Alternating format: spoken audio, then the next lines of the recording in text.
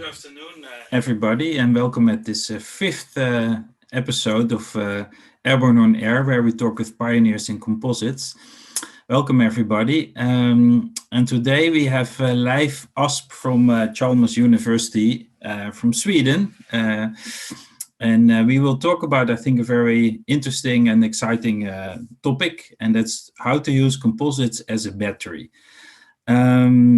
Before we start, in the bottom there's a chat function, so you can use this to maybe introduce yourself to the rest of the attendees.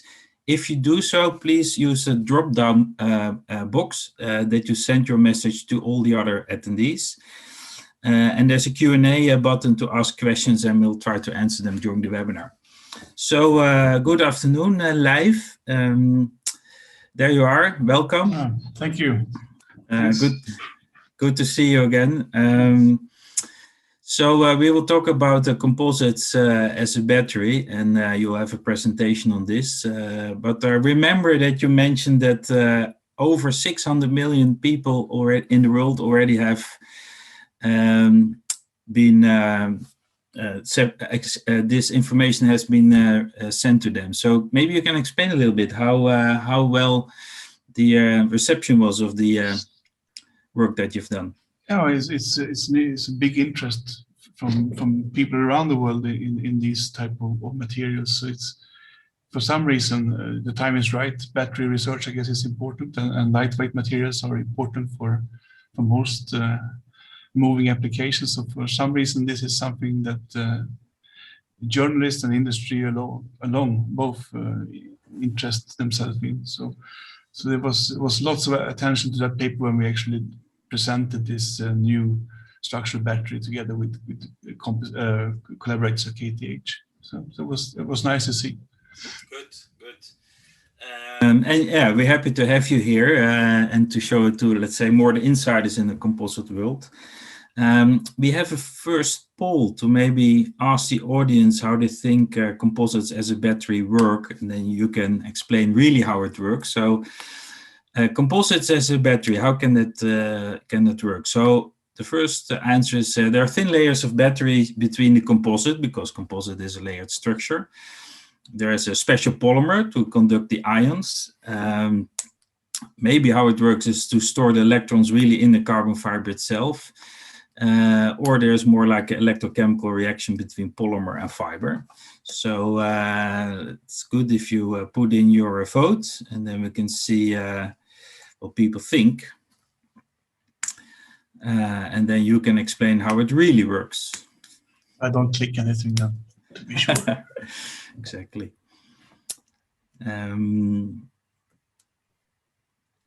So maybe, Laura, you can show the results. It's about even, I would say. All the four options are clicked. The most is electrons stored in the carbon fiber. So how does it work, Leif, if you see these answers? So, when this started, actually quite a few people in the US started to work on thin laminated batteries in composites. So that's a bit cheating. So then they didn't use the composite as a battery. Actually, they laminated a thin film battery in between. And we tried to actually exploit the constituents in our composite for many different functions. So the first thing is the carbon fiber. So carbon is quite similar to what you see in electrodes in traditional batteries, because they use graphite. So here we use the carbon to coordinate with the lithium atoms as they enter. So we have the redox reactions taking place on the surface of the carbon fiber, and they've actually become not only storing energy with the electrons, they actually store chemical energy via the lithium atoms in the fiber, and then the electrons are moved and used for work outside to drive a fan or a car or whatever it could be. So it's very important that happens. But also we have these reactions, of course, where we have the polymer matrix that is allowing ions to move between the electrodes, and that's very important. And of course, also the matrix needs to transfer mechanical loads as in traditional batteries, composites. So that's actually all these constituents in the composite do something for the battery function as well. Yeah. So it was a trick question in the sense that many answers are correct. Yeah, except the first one, because that's not what you do. No, but that's also quite successful. You know, I can imagine to have a bus where you have a sandwich structure, body in white, and instead of having a corrugated plate or something, you actually put it as a sandwich with the batteries in between. Then you can store a huge amount of energy. Of course, you need to avoid the crash situation, but still, it can save a lot of weight for that system too. Good. I know you have some slides to go more into the technology, so now is a good time to go through it. Okay, so let's try. Can you see it? Yep. So let's see if we can get the laser pointer working. No, it doesn't work, so you have to bear with my traditional pointer. So see what is now. You can see something moving, I hope. So here you can see a schematic of the battery. I will go back to that, but the idea is to introduce more functions than one in the material to allow us for reducing weight. And here we talk about energy storage. So we have the battery functionality within the traditional composite, which allows us to store energy in the body in white or in the solar panels of a satellite, for instance, or in those back seats, the seats of an aircraft interior, so you can drive the in-flight entertainment with the energy stored in the seat. So that's the idea here, to save mass on the systems level. You never save mass on the materials level, but by having this distributed energy capability, you can actually reduce some of the battery weight that you otherwise would need. We talk about the battery as a structural parasite. And that, of course, is not appealing to the battery people, but it's in some way, it's true. So if we look at the battery, we have this layup. So we have a carbon fiber negative electrode. So that's the anode, typically, what you talk about in primary batteries. And then we have a collector that takes out the electrons as we drive this battery. And we make this maximum about 2 decimeters. Then we need to have a collector, otherwise we will resistively heat the fibers because they are semiconductors. They're not conducting electrons as good as copper is, for instance. Then we have them versus this carbon fiber negative electrode versus a positive electrode, which we aim to make from a carbon fiber coated system. So we put lithium iron phosphate particles onto carbon fibers, and we use the carbon fibers as reinforcement and as electron conductors, and we have the lithium iron phosphate is the active material. On this side, remember, the carbon fibers were also the active material. So we have 3 functions for the carbon fiber on top there. Then we separate this, ideally with as thin separator as possible, and we soak it all in a structural electrolyte. I will get back to what that is. And then we have a functional battery. And actually, the battery that we made then was showing these type of performances. You can see, we talk about multifunctional performance. So how much combined mechanical and electrochemical performance of properties can we have here. So we talk about energy density for energy. We talk about elastic modulus for stiffness here. Then. So we have about 1/3 of the stiffness of aluminum, and we have about 20-25% of the energy density of a traditional lithium iron phosphate battery. And this we have in one material. And you can see the competition here. I guess this is why people have been so interested in this material. And we just got funding to extend this work, and we expect to have reached about 75 to 75 within 2 years' time. And then really we can talk about possibilities to replace a lot of structural and battery materials with this, because then we would have about 60% of the energy density of a traditional lithium iron battery, and the elastic modulus exceeding that of aluminum. And we do work on different aspects of research. Of course, we are a university, so we educate people and we perform research. So we work on models for designing these devices, and of course we need to do multi-physics models here. We need to consider both electrochemical reactions and the concentrations in the balance equations that we have. We work on the structural electrodes. We work on demonstration of these multi-cell demonstrators. When you connect a number of these, it takes some efforts to do that. And we talk about the structural electrolyte, which is a bicontinuous system. So it's basically a monomer in a liquid electrolyte solution, and we have also a lithium salt there. And then we trigger the polymerization. So this was invented by people at KTH. And when we trigger the polymerization, we get a phase separation and we get a bicontinuous system. And these pores are typically around 300 nanometers. And the pores are filled with liquid electrolyte, allowing for lithium ion move transportation. And the polymer, the green, yellow, and blue here is actually then allowing for load transfer.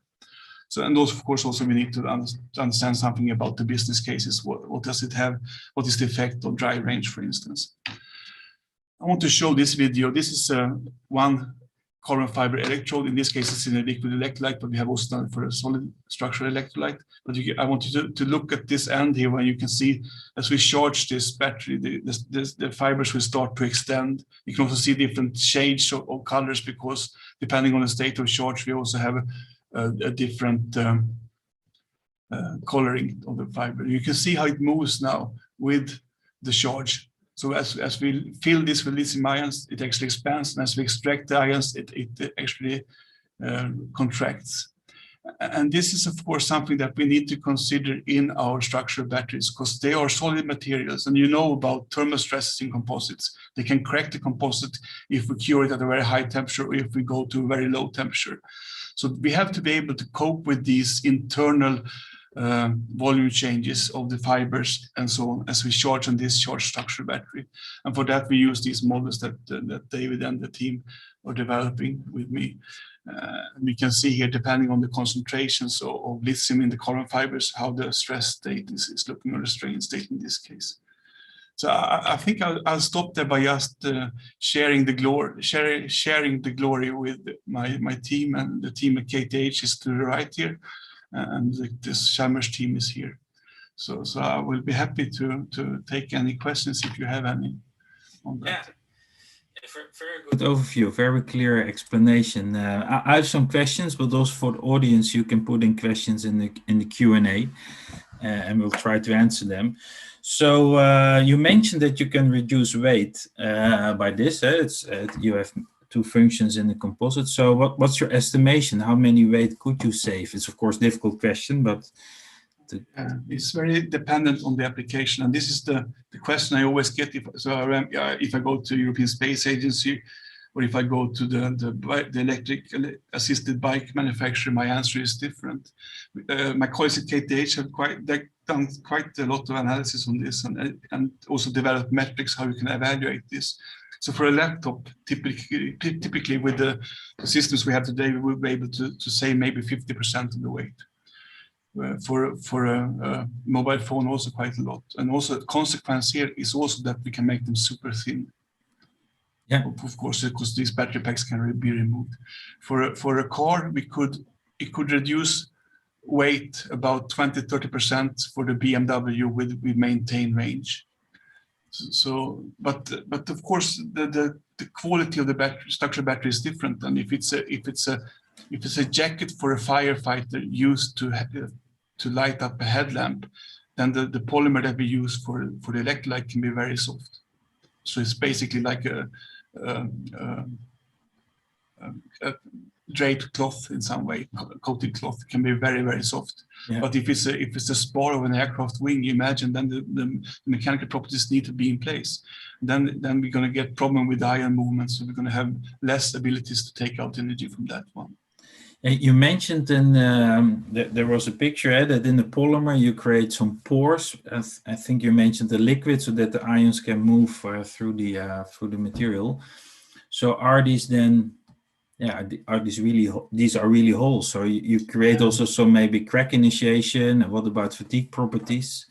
So we don't know so much about fatigue. We have tested mechanical properties. It seems that the interfacial strength with the carbon fiber is about 50% of what you would get for a complement for a 100% biomolecular type of a matrix instead. So that seems to be quite good actually.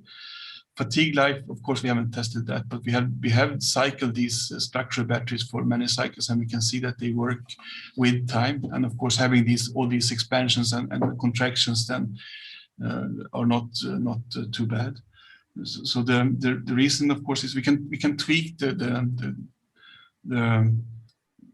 topology of these structural battery electrolytes by different concentrations of monomer and liquid electrolyte and salt.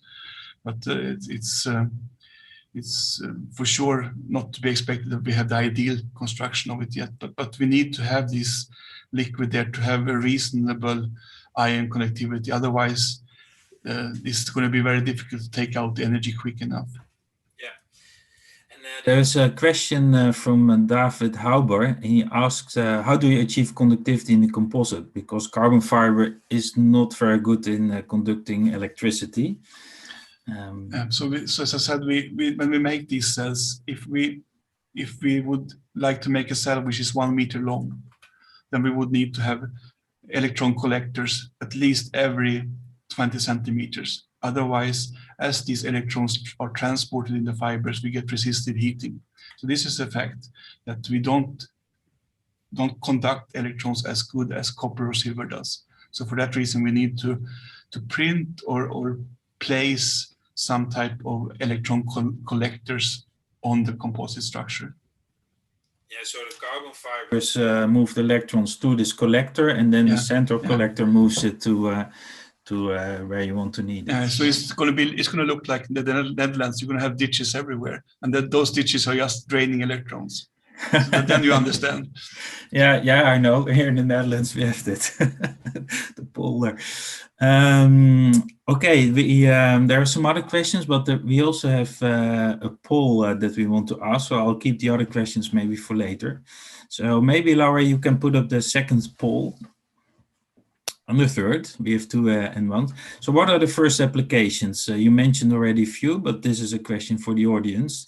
Automotive, smartphones, so let's say consumer electronics, space applications, or aerospace. And the second question is, what are the remaining challenges to improve mechanical performance, to make it safe to use? We see batteries in cars and laptops sometimes also exploding. To create sufficient current, so the conductivity, or to improve the energy that can be stored. So if we all click, then we can see the answers in a minute.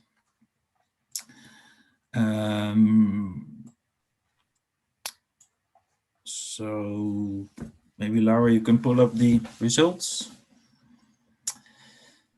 Again, fairly evenly distributed. Leif, what do you think about the answers? Should we do the first one first, just to take them in order? Yeah. So I think when it comes to automotive structures, it's not a bad guess, but it would be for a 12-volt system in that case.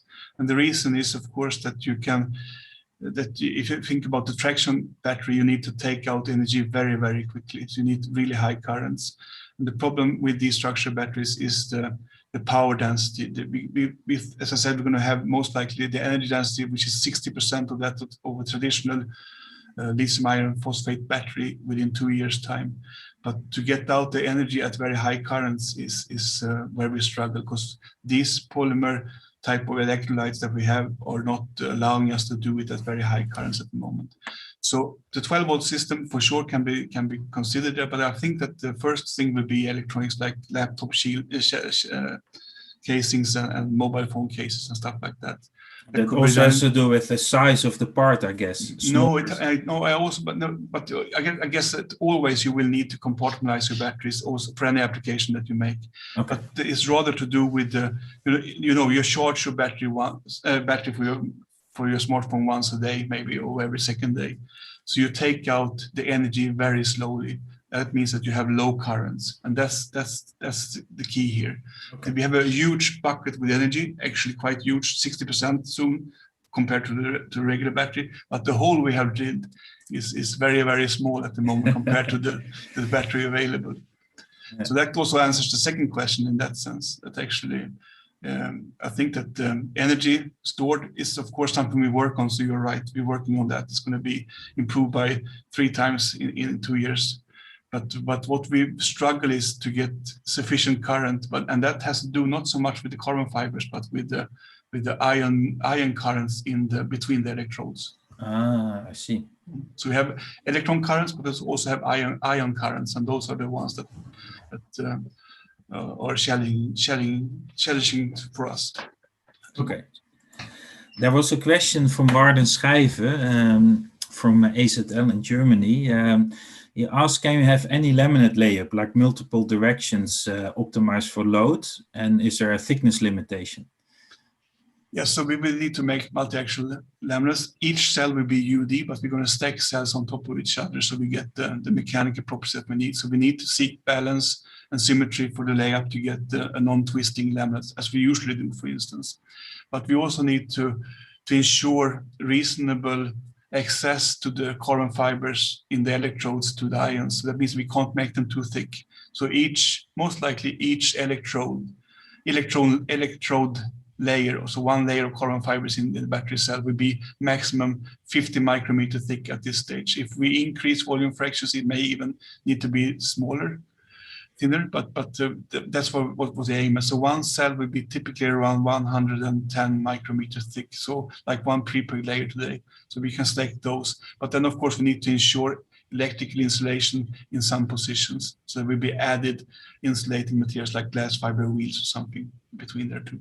But then in principle you can make any thickness. And we need to, to be fair, that's also how batteries are made in many ways. Yeah. In sense, different type of folding patterns and so on. Yeah. There's a question from Gary Scott, and he asked about constraints on the geometry. Can you make curved shapes, or does that affect the quality of the battery? Yeah, we would be able to, but of course this is something we haven't done really. So I would say that this is there's no reason why that should not be possible. These fibers are the band that performs best at the moment are intermediate modulus fibers, so they can have a strain to failure of about 2%. So those can be draped really quite heavily. The HM fibers are not performing as well and will not be used for this purpose. So I think that you can expect that you can drape them. Of course, you need to consider then that you have these separator layers, and you must always avoid contact between the electrodes, otherwise you get a short circuit. Yeah. And we had a question from Natalia Magalas, who asked about electrolytes. Are you also studying solid state electrolytes without the liquid electrolyte? Yeah, so I didn't show that, but one of the first patents we took in 2012 was actually where we coat individual fibers with a solid polymer electrolyte. That coating is, of course, conducting electrons about 1,000 times less good than these structure battery electrolytes I showed today. So for that reason, we need to reduce the distance for lithium-ion movement. So we coat this fiber with a very, very thin ethylene oxide copolymer, you can say. And then having that coating on the fiber, we can bring the positive electrode material, the lithium iron phosphate, in contact with the coated fiber and get the distance of around 400 to 500 nanometers for ion movement. So that was done. But if you want to make a laminated battery or a big battery for a car, for instance, it's difficult because we do this now at the moment in the batch process where we make them stamp sized. So 1 inch by 1 inch, and it will take a long time for us to make sufficient amount of material for this. So I think the upscaling potential is much, much greater with this technique to laminate the battery I showed today. Okay. But for a micro battery, for PCBs, for instance, this would be great. You can put a battery within a 10 by 10 micrometer dimension, full battery. Good, and we had several questions more about the lifetime and charging of the batteries. How does that compare to normal batteries? Can you charge them the same or less or more, maybe? We have cycled the one that we cycled most. We cycled for 300 cycles. Carbon fibers we KTH cycle for more than 1,000 cycles. We know we have the same loss in capacity for the first cycle, so we get this solid electrolyte interface establishment that we see for traditional. So they work with the same chemistry and the same consequences as traditional lithium-ion batteries. So we expect them to perform similarly. We had concerns about the mechanical stresses that are caused by these volume changes. I didn't tell you today, but also the transverse modules of the carbon fibers. We are going to submit the paper in a few days. Actually, the transverse modules is increased by a factor more than 2 as we lysate the fibers. So we get these changes in material properties with the state of charge, which we need to make sure that it doesn't cause any problems with the operation of the functionality of the material. I see. So many cool challenges appearing along. Yeah, I also saw quite some questions from PhD students. So I think this field requires still a lot of research. We also have people that can ask live questions. We have Stella Job from the Aerospace Technology Institute from the UK. So if Stella is in the webinar, then there she is. Then, hi Stella, how are you? Hi, I'm fine, thank you. Yeah, I'm very interested in the potential in aerospace, and you mentioned seat backs. I was wondering what the best place to put it in an aircraft is. You talked about the volume changes, that would be a problem. Perhaps I'm guessing it's probably going to be an interior part, so seat backs, or perhaps the walls or the floor. Is there a safety risk? Will it get warm or anything like that? What do you think about the best application for this in aircraft? I agree that the interior is good. I think it's going to be the 28-volt system that you use it for. So you can think about the personal supply unit, for instance, the one that you have above your head when you fly, stuff like that. And I think also it's the benefit of having distributed energy. You know, for the A330, you have about 4 console cables. One could think about having a distributed energy storage, and you actually allow yourself to use the energy very close to where you need it. There's a storage very close to where you need it. So I think that the interior panels, both when it comes to mechanical requirements and also the 28-volt system is where it should start. Yeah. So yeah, I mean, what you said about the current limitations, I'm guessing that it's not going to be appropriate to help with the electricity that you need for propulsion in, say, an electric aircraft. But you know, perhaps you can remember when during takeoff and landing, you know, you usually take down a lot of the fan system is stopped and the lights are off and so on. And they do that, of course, to have excess power in the need of an emergency. So perhaps this can allow you to actually to overcome some of those issues. And also, I think that one should be as bold to aim for the galleys and stuff like that, which are actually consuming lots of power. So I think that this low power that we are experiencing at the time being must be overcome. Okay. It's for localized energy storage more than. So I think that could be a benefit. Of course, then you have the charging challenge. How would you connect the chargers to this in an efficient way? You don't maybe want to have 1,000 connection points in a car or so. But these are issues. And I also see the issue with the aerospace and also, frankly, with the automotive industry is the certification needs. So now to have these two systems combining functions that are walls of documentation for certification. So we should start with the sports and stuff like that equipment. I think that could be a good entry point to get confidence in this. And space could be good as well to get some trust in it. Good. Thank you, Stella. Thank you very much for this question.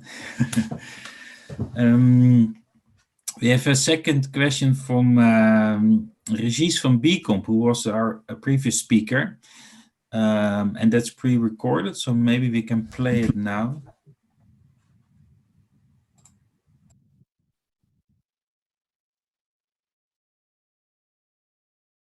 Professor Leif Asp, my question is related, but not perhaps not the most targeted. But I was wondering, how do you see solid-state batteries make a breakthrough into the large-scale automotive?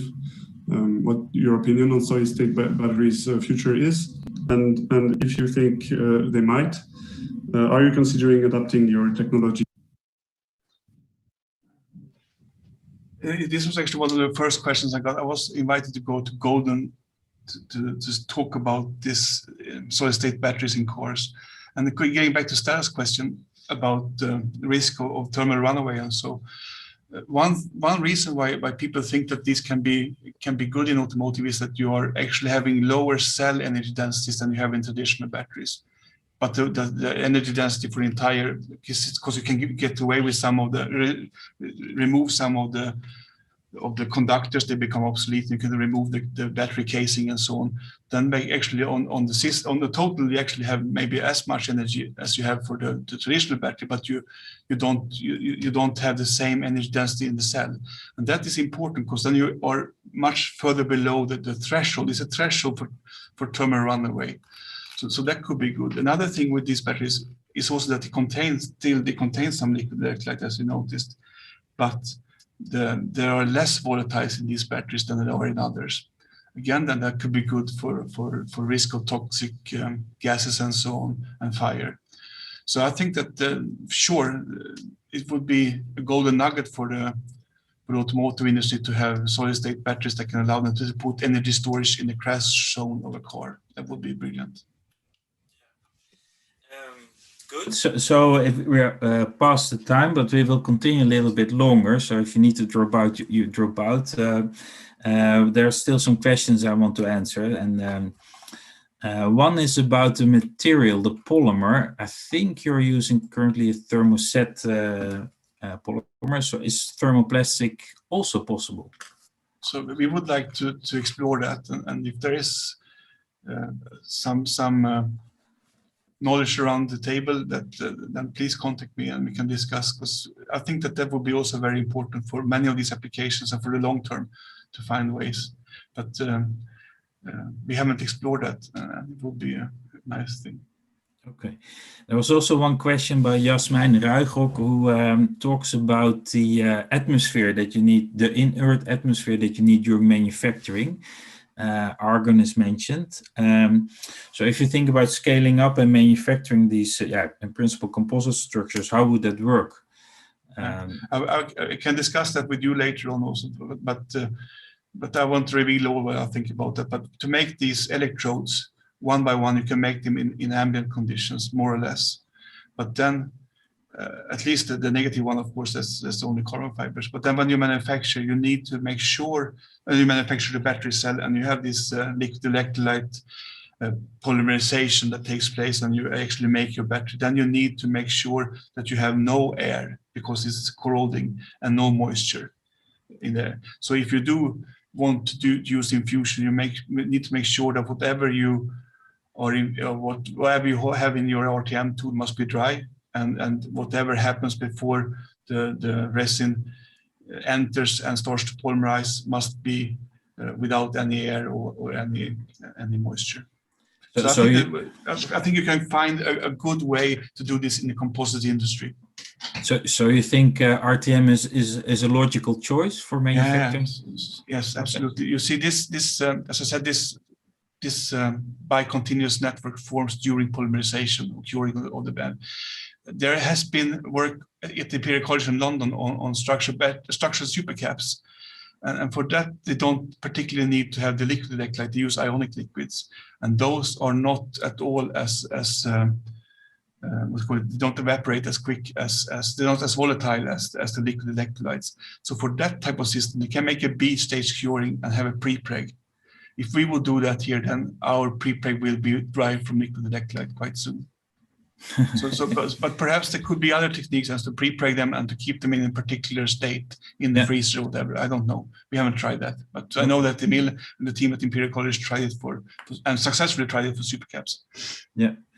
There was another question by Stella. She says, if the conductivity is so important, have you tried using recycled carbon fiber that went through pyrolysis, where the sizing is removed, so the conductivity is higher? Yeah. So for us, when it comes to these to this battery functionality, actually the sizing doesn't matter. If we want to do these coated fibers, then we need to have non-sized fibers. But for this battery design, we don't need that. And when it comes to the electrons, the electron movement is along the fiber mainly. So that means that actually we don't expect any sizing effects there either. So what we need to do is, of course, to ensure that we can take out the electrons at positions, and that has to be done transversely. So that we need to get whatever collector we have, we need to go through the entire electrodes. We print those in occasions and try to now also look at different type of graphene doped systems. We work on that as well. Yeah. And then there's always, I think, maybe a difficult question already to answer. It's about cost. Is there anything you can say about euro per kilowatt hour or some other measure? Okay, so but I could say something about euro per kilogram, I guess. I think it's going to be quite similar to the high-end carbon fiber composite systems we use today. Then, of course, it's going to be labor costs associated with connecting these But I think from a material point of view, it's going to be very similar to the high-end carbon fiber composites. Yeah. Yeah, the question was more, so current EV batteries are around 100 euro per kilowatt hour. Would this be comparable or? I haven't done the maths. I can't answer it. I thought already it's a difficult question. And if you think about sustainability and recycling, would that be difficult because there are many different items in the battery? Of course, you need to. So say that you have. I would say if you don't have silver or copper in there, the most valuable species of material in this composite is the carbon fiber. It's about 9 euros per kilogram just to manufacture it in energy cost. We know that we have techniques to recover carbon fibers and reclaim carbon fibers from composites. We can use incineration or chemical methods and so on. The only thing that I think we cannot consider for the battery type of composite is to use pyrolysis or incineration. We can't heat this up because it could be an explosive situation. But chemical methods would be very good. And I think that they can be quite similar to the ones used today. So I would expect that you could reclaim these fibers. Most likely they will perform as good as traditional carbon fibers when they come out. You know, the carbon fibers actually keep the mechanical properties very well after reclamation, but they usually get shorter and shorter. So I think you can expect similar things here. Okay.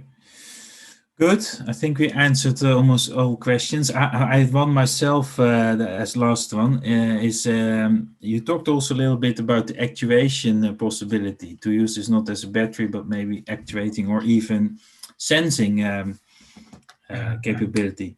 Can you comment a little bit on that? So the sensing is when you lysate these fibers, then you actually get a piezoelectric effect. So if you have this battery at any state of charge and you pull it, then the potential will change a bit. So you can measure that and you can actually relate that directly to the strains. So these displacements are linearly related to the strains, the state of charge then. So you can find that very well and use it as an intrinsic sensor in the material. And for actuation, by applying only 3.5 volts, then you can actually basically excel 100 gigapascal stiff material and extend it 1%. So you can actually accept huge loads with that. And you can see a paper by colleagues at KTH, Zenkert is his last name.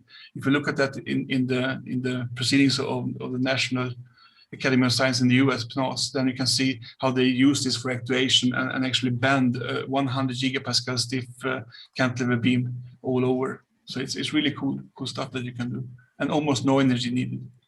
Impressive.